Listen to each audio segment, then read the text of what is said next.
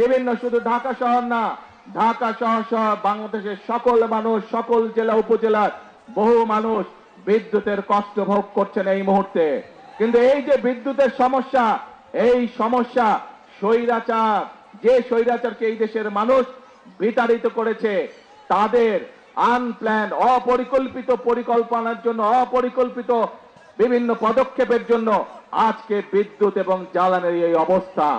প্রিয় ভাই বোনেরা, আপনারা যেহেতু বিএনপিকে নির্বাচিত করেছেন, বিএনপি দেশের মানুষের দল, বিএনপি এদেশের স্বার্থেই কাজ করবে, বিএনপি এদেশের মানুষের স্বার্থে কাজ করবে। আজকে এখানে দাঁড়িয়ে আপনাদের সামনে আমি বলতে চাই, এই আগামী 27 তারিখে আবার জাতীয় সংসদের অধিবেশন শুরু হবে।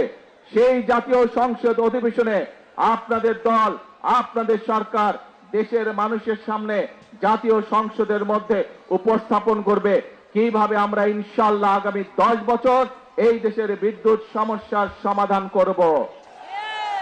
সেই পরিকল্পনা আমরা দেশের জনগণের সামনে উপস্থাপন করব পবিত্র জাতীয় সংসদে। প্রিয় ভাই বোনেরা, আজ বিদ্যুতের সমস্যা নিয়ে এই যখন সমস্যা, এই যখন সংকট, যে কোনো সংকট যদি মোকাবেলা করতে হয়, ধৈর্য ধারণ করতে হবে আমাদেরকে।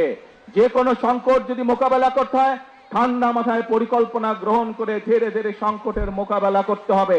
কিন্তু আমরা দেখছি এই সংকটের সুযোগ নিয়ে কিছু সংখ্যক ব্যক্তি রাস্তায়, রাজপথে বিশৃঙ্খলা তৈরির চেষ্টা করছে। রাজপথে যদি বিশৃঙ্খলা তৈরি হয়, সবচেয়ে বেশি ক্ষতিগ্রস্ত হয় সাধারণ জনগণ।